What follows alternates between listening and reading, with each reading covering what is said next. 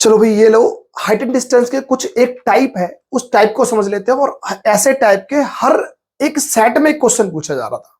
ठीक है, मैं कुछ प्रीवियस पेपर का देख रहा हूं, 2016 के क्वेश्चन डिस्कस करेंगे। लेकिन उससे पहले आपको एक तरीका बता देता हूं कि ये क्वेश्चन की जो टेक्निक है वो कब यूज करनी है। सबसे पहले तो हमारे पास जो फिगर होनी चाहिए, जो बनेगी तो वो ऐसे बननी चाहिए।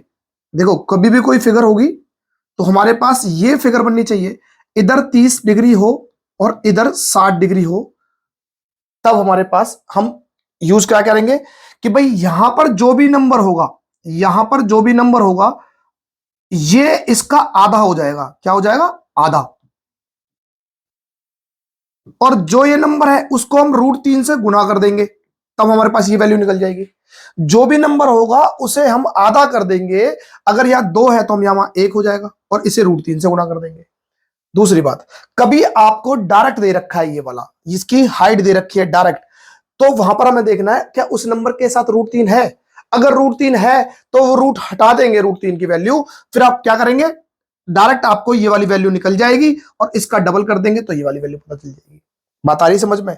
अगर √3 नहीं दे रखा, कोई नंबर ही दे रखा है, अगर यहां पर कोई नंबर दे रखा है, मान लेते हैं अगर नंबर दे रखा है तो हम उसे 3 से भाग दे देंगे या तीसरा हिस्सा कह देंगे, बात एक ही है। उसे √3 से गुणा कर देंगे तो वैल्यू आ जाएगी ये, और उसका डबल कर देंगे तो ये बात आ जाएगी। ठीक है, अभी शायद आपको ऐसा लग रहा होगा क्या कर रहे हैं, लेकिन हम जब प्रैक्टिस करेंगे इन सवालों की तो समझ में आएगा कि हमें यहां पर किसी फॉर्मूले की जरूरत नहीं है भाई। बिल्कुल सिंपल से तरीके से हम ये काम कर लेंगे। और देख लेते हैं किस तरह से करेंगे। पहले तो हम देखते हैं भाई, अच्छा एक दो क्वेश्चन देखते हैं फिगरों के साथ। पहले फिगर बनाएंगे, उसके बाद देख लेंगे कि जरूरत ही नहीं पड़ेगी किसी फिगर की, किसी फॉर्मूले की जरूरत नहीं पड़ेगी। तो यहां पर देख लेते हैं भाई, एक नदी का किनारे खड़े एक व्यक्ति दिखता है कि नदी के पार किनारे पर लगे एक वृक्ष द्वारा आंतरिक कोण 60 डिग्री का है। चलो भाई ये नदी बना लेते हैं, एक ये नदी हो गई और इसके यहां पर कोई एक वृक्ष खड़ा है। ठीक है भाई, वृक्ष खड़ा है और वो इस किनारे पे खड़ा है।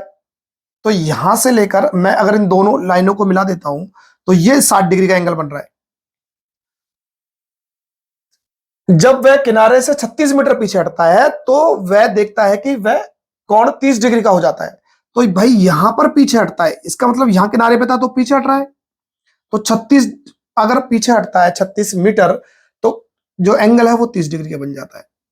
तो आपको बताना है क्या, नदी की चौड़ाई बतानी है। तो नदी तो ये है, अभी हमने थोड़ी पहले डिस्कस किया है, थोड़ी देर पहले, कि जो ये वैल्यू है, अगर हमें ये वैल्यू निकालनी है, ये वैल्यू निकालनी है तो हम क्या करेंगे, सिंपल सा जो वैल्यू दे रखी है उसका आधा कर देंगे तो कितनी हो जाएगी, 18। और ये ही इस क्वेश्चन का आंसर है। बात समझ में आ रही है? ये तो बड़ा सिंपल सा था, सवाल दे रखा था 2016 में, सीजीएल में पूछा है। चलो कुछ क्वेश्चन देख लेते हैं इससे। जैसे अब यहां पर क्या है भाई, 1500 मीटर है ऊंचाई पर एक हेलीकॉप्टर दिखता है। अब भाई मैं यहां बना देता हूं, ये 1500 मीटर आ गया हेलीकॉप्टर। ठीक है जी। और देखता है कि दो पोत उसकी ओर उसी दिशा में चल रहे हैं। मान लो एक ये रहा और एक ये रहा, उसी दिशा में। हेलीकॉप्टर से देखे जाने पर उन पोतों का अवनमन कोण, अब यहां पर अवनमन और एक उन्नयन कोण होता है, आपको फर्क ही नहीं पड़ना चाहिए क्योंकि आपसे निकलवाएगा तो नीचे। अवनमन का मतलब है ऊपर कोण बना दे, ठीक है, और उन्नयन का मतलब है नीचे से कोण बना दे। लेकिन आपके पास फिगर तो यही बनने वाली है।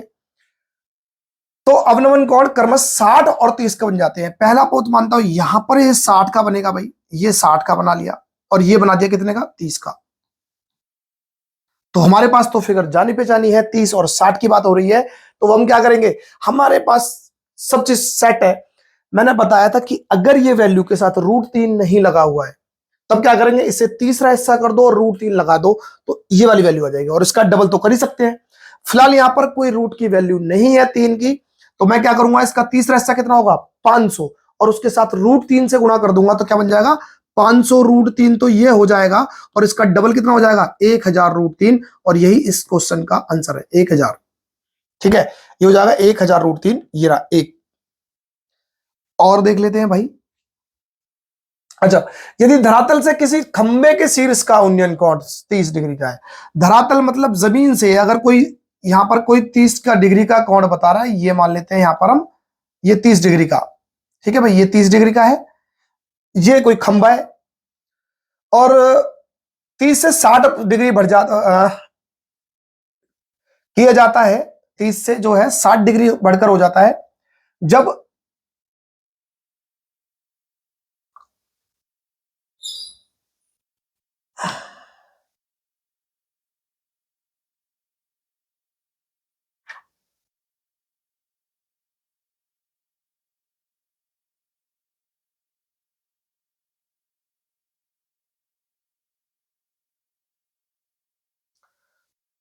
चलो भाई क्वेश्चन देख लेते हैं। यहां पर लिखा है धरातल से किसी खंबे का शीर्ष का उन्नयन कोण 30 का है। भाई मैं ये धरातल मान लेता हूं, ये रही जमीन को बोलते हैं धरातल, एक खंबे का शीर्ष का कोण ये रहा शीर्ष, और यहां पर 30 डिग्री है। 30 डिग्री से बढ़कर 60 डिग्री हो जाता है। अगर यहां से 30 से 60 डिग्री हो जाता है, मान लो यहां पर हो जाता है, इस खंबे के जितने नजदीक जाएंगे जो हमारे पास कोण की डिग्री है वो बढ़ जाएगी, वो 60 डिग्री का हो जाता है। तो यदि 50√3 मीटर ऊंचे खंबे की छाया की लंबाई कितनी घट जाएगी। अब यहां पर दे रखा है हमें ये 50√3 दे रखी है भाई, और खंबे की जो परछाई है, पहले परछाई यहां पर पड़ रही थी, यहां से यहां तक लंबी थी, और अब क्या हो गई है, यहां घटकर इतनी हो गई है। तो हमें यह पूछा है कि ये कितनी घटी है, इसकी लंबाई निकालनी है। अभी हमने थोड़ी देर पहले बात की थी कि भाई अगर हमारे पास पूरी वैल्यू है, √3 के कोई नंबर नहीं है, तो उसको 3 से भाग देंगे या तीसरा हिस्सा करेंगे और √3 लगा देंगे, तो ये वाली वैल्यू।